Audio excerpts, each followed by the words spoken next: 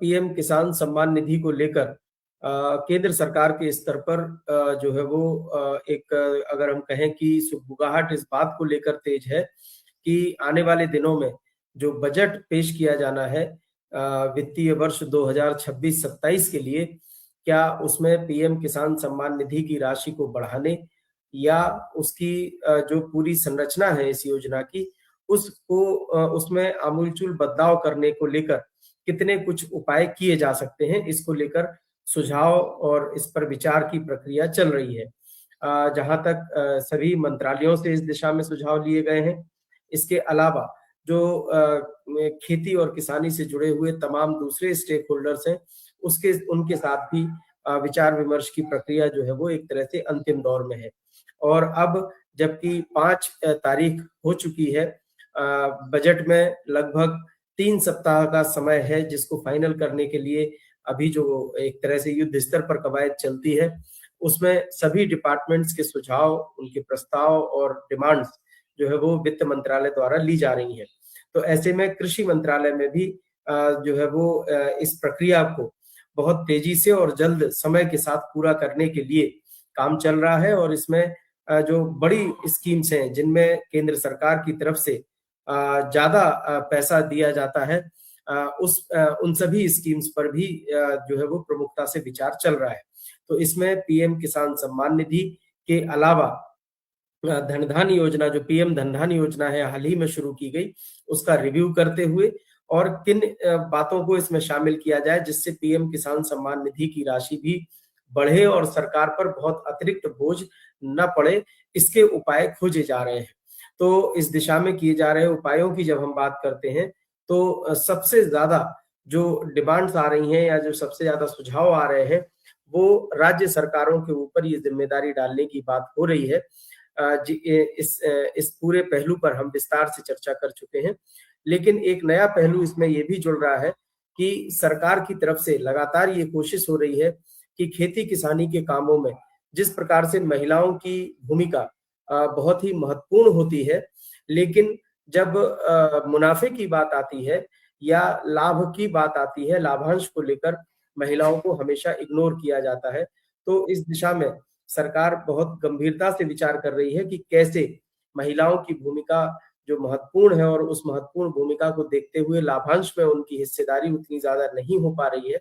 तो क्या पीएम किसान सम्मान निधि के माध्यम से परिवार की जो महिला किसान है या जिन परिवारों को पीएम किसान सम्मान निधि दी जा रही है, उनमें किसी एक महिला के नाम पर क्या कोई एक अंश राशि के तौर पर उन्हें कुछ दिया जा सकता है, जिसमें 500 से 1000 रुपए तक देने की बात हो सकती है। ये एक नया पहलू इसमें जुड़ा है और महिला किसानों की लगातार जो है वो पूरी खेती किसानी की जो प्रक्रिया है, जो परिपाटी है, उसमें बहुत ही महत्वपूर्ण भूमिका होती है। लेकिन हम सब जानते हैं कि जब मेहनताने की बात आती है या खेती में जो मुनाफा होता है, उस मुनाफे में हिस्सेदारी की बात आती है, तो उसमें महिलाएं बहुत पीछे छूट जाती हैं। यहाँ तक कि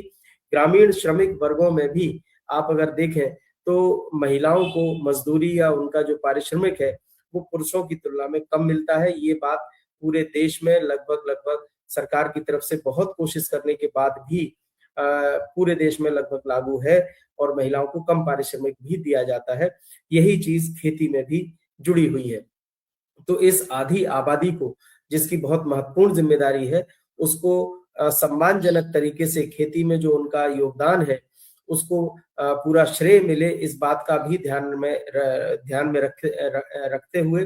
कुछ इस तरह का फैसला लिया जा सकता है कि क्या पीएम किसान सम्मान निधि के तहत महिलाओं को अलग से कुछ उसमें पारिश्रमिक या उसमें अंशधारिता के तौर पर दिया जा सकता है। इसको लेकर एक नया पहलू इसमें जुड़ा है। तो ये बहुत महत्वपूर्ण हो जाता है कि अगर महिला किसानों को अलग से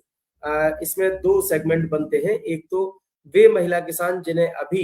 पीएम किसान सम्मान निधि के तौर पर 2000 रुपए की 3 किस्तें दी जा रही हैं, और दूसरे वे जिन्हें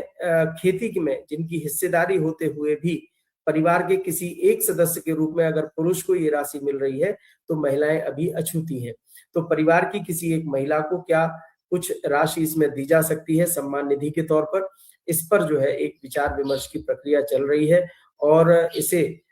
जल्द ही फाइनल किया जाएगा। अगर इस पर फैसला होता है तो बजट में इसकी घोषणा की जा सकती है, चूंकि वित्त मंत्री निर्मला सीतारमण भी जो है इसकी पैरोकार है और वो खेती किसानी में महिलाओं के महत्वपूर्ण योगदान को भी कई बार संसद और संसद से बाहर तमाम मंचों पर उठा चुकी हैं। साथ ही अर्थव्यवस्था में आधी आबादी जो महिलाओं की है, उसकी हिस्सेदारी पर भी बहुत गंभीरता से विचार विमर्श होते हुए उनको हिस्सेदारी पूरी नहीं मिल पाती है, इसका मुद्दा बार-बार उठाया जाता रहा है। तो इस लिहाज से अगर हम देखें तो ये एक बड़ा फैक्टर है और पीएम किसान सम्मान निधि जो कि केंद्र सरकार की एक बड़ी फ्लैगशिप स्कीम है, उसको देखते हुए अगर इस तरह की बात होती है कि महिलाओं को अलग से कुछ इसमें दिया जाए, तो फिर ये मुझे लगता है कि एक बड़ा गेम चेंजर भी होगा और आने वाले दिनों में जिस तरह से हमने अभी इसके राजनीतिक पहलुओं पर भी चर्चा की थी कि 5 राज्यों में 2026 में विधानसभा चुनाव होने हैं, या अगर इस बजट में ये फैसला होता है या बजट के माध्यम से राज्य सरकारों से भी इस तरह का कोई अनुरोध किया जाता है कि वे भी इस तरह की कोई पहल करें, तो मुझे लगता है कि पूरे देश में इसको लेकर एक बड़ा संदेश जाएगा और महिला किसानों में जो एक उत्साह है खेती को लेकर, उनकी जो अपनी तैयारियां हैं खेती में नए-नए इनोवेशन करने को लेकर, उसको भी एक बड़ी ताकत मिलेगी इससे, नई ऊर्जा मिलेगी और अगर ऐसा फैसला होता है तो सब तरफ से इसका स्वागत किया जाना चाहिए। ये एक बड़ा कदम होगा सरकार की तरफ से। सही में। बहुत बड़ा अपडेट इस वक़्त जो है निर्मल जी दे रहे हैं कि महिला